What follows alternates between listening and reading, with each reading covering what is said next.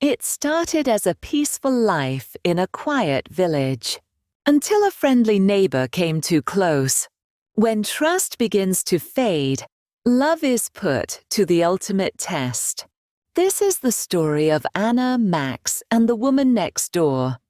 The neighbor's secret. Watch till the end to see how love and trust survive temptation. My name is Anna.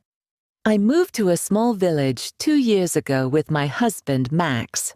We wanted to live closer to nature. There is fresh air, a river, and a beautiful forest nearby. It's peaceful here, and we love it. We plan to have children soon, and we think this is the best place for them to grow up. We met our neighbors soon after moving. Their names are John and Lisa. They are the same age as us, and they don't have kids either. We started doing things together. We go on picnics, and sometimes we look for mushrooms in the forest. Life was simple, and everything was great. John works far away. He has to leave for weeks or even months for his job.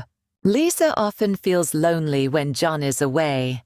She started asking for help with different things around the house. Max and I always tried to help her. I noticed that she started asking Max for help more and more. She would ask him to fix something in her house or help her with the garden. At first, I didn't think anything of it. Max is always kind, and I trust him. But then I saw something strange. Lisa started wearing different clothes when Max was around. Instead of normal house clothes, she wore fancy dresses, and she always smiled at Max in a way I didn't like. I tried not to worry, but deep down, I felt uneasy. Max didn't seem to notice anything at first. He thought he was just helping a neighbor. But then he started staying at Lisa's house longer than usual. I would wait for him, wondering what was taking so long. He told me he was just helping with small things, but I could feel something was wrong. One day I asked Max, "Why do you spend so much time with Lisa?" He looked surprised and said, "I'm just helping her out. She needs help with her house because John is away." I nodded, but I didn't feel better. I started to watch them more closely. When Max went to Lisa's house, I would find reasons to visit too. I wanted to see what was going on. Every time I went over, Lisa would act like everything was fine. But I could see how she looked at Max. It wasn't friendly anymore. There was something more in her eyes, something that made me uncomfortable. One evening, Max came home late again. I asked him why he was late. He told me he was helping Lisa fix her car. I didn't believe him. I didn't say anything, but I knew something was going on. I couldn't stop thinking about it. I started dreaming about Lisa. In my dreams, she would try to take Max away from me. I woke up feeling angry and scared. I knew I had to talk to Max again, but I didn't know how to start. One day, I saw Max and Lisa talking outside. They were standing too close, and Lisa was laughing. My heart started beating fast. I couldn't take it anymore. I went outside and asked them what was going on. Lisa smiled at me, but it wasn't a friendly smile. "Oh, Anna, we were just talking about the garden," she said. I looked at Max. He didn't say anything. He looked guilty. That night, I told Max how I felt. I told him I didn't like the way Lisa was behaving, and I didn't like how much time he spent with her. Max was quiet for a while. Then he said, "I'm sorry, Anna. I didn't realize how much it was bothering you." I felt a little better, but I still wasn't sure if I could trust him completely. From that day on, Max tried to avoid Lisa.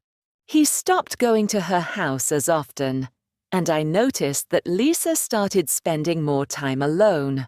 Weeks passed. and things seemed to go back to normal. But I still thought about what happened.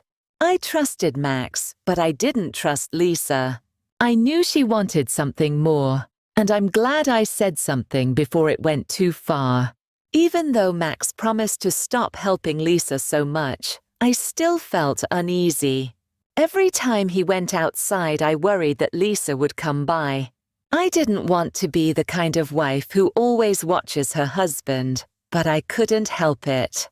One day Lisa came over to our house. She had a cake in her hands and smiled sweetly. "Hi, Anna," she said. "I made this for you and Max. I hope you like it." I smiled back, trying to be polite. "Thank you, Lisa," I said, taking the cake. "Is Max home?" she asked, looking around me, trying to see if he was inside. I wanted to say no, but I knew Max was just in the next room. "Yes, he's here," I said, feeling my heart beat faster. "But he's busy right now." Lisa looked disappointed, but quickly smiled again. "Oh, okay. I'll leave you two to enjoy the cake. Let me know if you need anything." She waved and left. I closed the door and felt a strange mix of relief and worry. I didn't want to let Lisa get between Max and me, but she seemed to keep trying to stay close to him. That night, I told Max about how Lisa came over with the cake. He laughed a little and said, "I think she's just being friendly. You don't have to worry." But I wasn't so sure. Lisa's smiles and her way of talking to Max didn't seem friendly to me. I decided that the best thing to do was keep my distance from her. The next week, Max went back to his usual routine of helping around the house, working in the garden, and spending time with me. I felt happy that things were returning to normal. We talked more, went on walks together, and everything seemed fine again. But one day, while Max was at work, I saw Lisa at the store. She came over and said, "You know, Anna, your husband is very helpful. I don't know what I would do without him." Her words made me uncomfortable, but I smiled politely. "Yes, he's a good man." Lisa laughed softly. "He's more than just good, isn't he? You're very lucky to have him."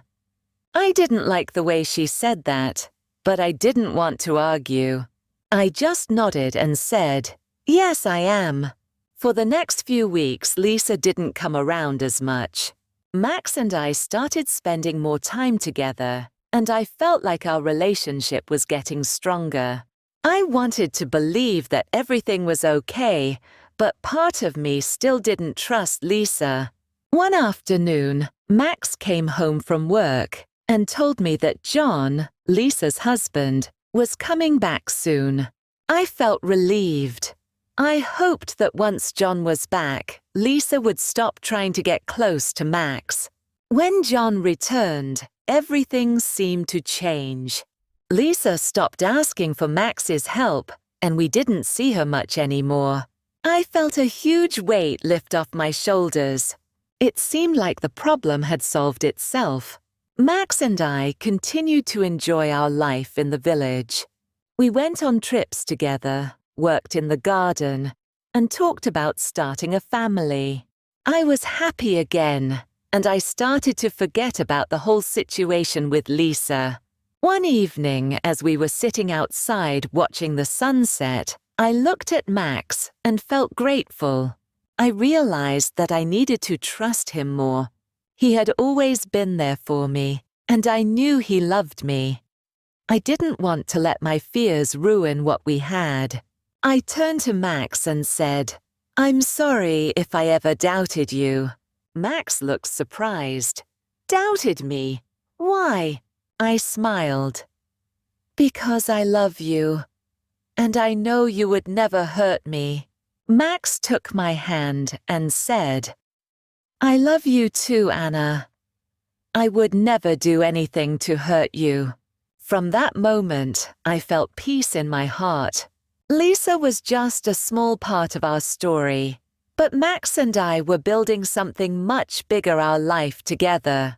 As time passed, we stopped thinking about Lisa. John and Lisa moved away a few months later because John got a new job in the city. After they left, life in the village became peaceful again. Max and I started talking more seriously about having children, and we looked forward to the future. In the end, I learned that trust and communication are the most important things in a relationship. No matter what challenges come our way, I know Max and I can get through them together. The end. If you believe true love can overcome anything, like, share, and subscribe for more emotional stories.